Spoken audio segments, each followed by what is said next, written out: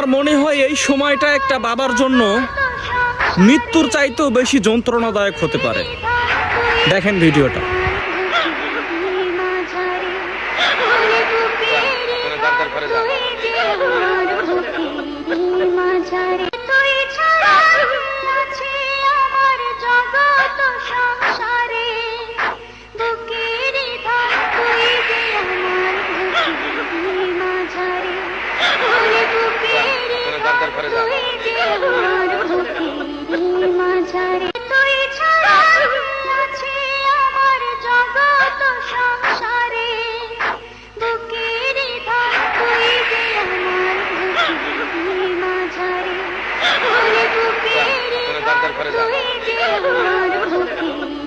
মাঝারে